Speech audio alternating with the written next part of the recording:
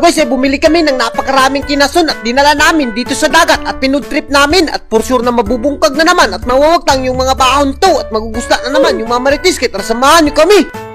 What's up sa inyo guys? For today's video, dahil minimingaw na kami kumain ng kinason, kaya naman bumiyahe na kaagad kami at napakarami pang sakyanan ang nadaanan namin at naghinay-hinay lang kami. At sa puntong ito, alas 9:31, nakaabot na kaagad kami at may mga kasubrang presko pa nga dito na kukuita na napakasarap naman talaga niyan, i-food trip. At as you can see naman guys, yung sadya talaga namin dito is mga kinason na napakasarap naman talaga at ay lakos na nga ni auntie at sinod na sa silupin na green. Sa puntong ito, meron din pang malakas ang budbud si auntie dito, kaya naman di ko na pinasaylo, talagang tinilawan ko na at pagtilaw ko ay nako, napakasarap naman talaga. At siyempre si Ivy nag-order na nga rin siya ng saang at ng libo na napakasarap naman talaga dahil ibabalik namin yan sa dagat dahil doon namin siya food trip. At sa puntong ito meron ding pretty si auntie dito na napakasarap naman talaga at ngayon lang ako nakatikim ng ganitong seashells. At as you can see naman guys, talagang tinikman ko na, pagtilaw ko ay naku, talagang mabubungkag yung bahaw nito. At siyempre si Ivy hindi rin magpapalupig yan, talagang tinilawan niya na yung saang na napakasarap naman talaga kahit palagi na siyang nakatilaw niyan. At as you can see naman guys, kinit-kit na talaga ni Ivy. At pagkatapos namin magsima-sima at pagkatapos namin pumalit ay talagang dumiretso na kaagad kami papunta sa aming dagat. At as you can see naman guys, napakaganda talaga ng panahon at hindi ka talaga magmamahay kapag pumunta sa dagat dahil napakaganda ng ambience. At as you can see naman guys, andito na nga kami papunta sa tugpungan ng aming dagat. At sa puntong ito, alas 9:43 na, saktong-sakto ay taob-taob pa, kaya naman hindi na kami nagduha-duha, dumiretso na kaagad kami. At kung nakikita nyo naman guys, napakatinaw talaga ng tubig ngayon dahil napakaganda ng panahon.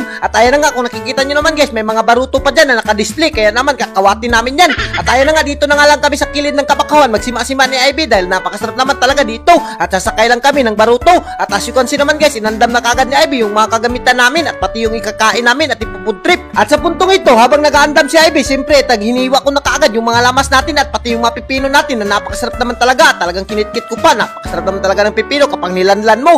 At siyempre may dalhin rin tayong mga kamatis at pati yung mga lamas na Bombay, luya at iba pa dahil yan talaga yung magpapasarap sa ating kinilaw. At sa puntong ito, siyempre sinukaan ko na dahil hindi mawawala talaga yung suka kapag nagkilaw ka. At talagang kinumot-kumot ko na at binutangan ko na ng biyasong na napakasarap naman talaga at sobrang aslum pa. At siyempre piniktus-piktusan ko na nga rin yan ng bitsin at ng asin dyan para mas maging malasa. At sa puntong ito, pagkatapos na nating timplahan yung ating sukaan sa kinilaw ay talagang inandam na kagad namin yung mga pagkain namin at sinimulan na kagad namin yung pagbungkag sa bahaw dito. At as you can see naman yung saang guys, nangaway-kaway na at for sure na maglalaway na naman talaga yung mga marites sa kakapanood sa atin. At kung umabot ka sa video na kuhay na kusabayan nyo na kami pagkain, kumuha ka na sa bahaw sa inyo at sabayin panoorin yung video namin para hindi kayo magusla sa kakapanood. At alam nyo ba guys, matagal-tagal na rin kami hindi nakapagsima-sima ng mga saang dito at hindi na rin namin nabungkag yung mga bahaw dahil sa sobrang busy namin ni Ivy at minsan na lang kami nakakapag-vlog. Pero naman pinipilit pa rin namin para makita nyo yung mga vlog namin at ma-inspired kayo sa kakakain namin ng mga kinason. At as you can see naman guys, yung libo di ko na pinaselo, dinukdok ko na at binutang ko na sa suka na napakasarap naman talaga. Ay nako, talagang nabungkag na yung bahaw dito at talagang hindi ko na pinaselo at sobrang napupuno na talaga yung budiga ko sa kakakain dahil sobrang sarap ng mga pagkain natin. At alam nyo ba guys, kapag ganito yung mga ulam ay naku, hindi ka talaga magmamahay dahil napakasarap na at hindi mo talaga to ibabaylo sa kahit anong mga ulam dyan. At ayan na nga, pati yung saang sinima-sima ako na at sinawsaw ko na sa suka at for sure na nabungkag ko na talaga yung bahaw nito.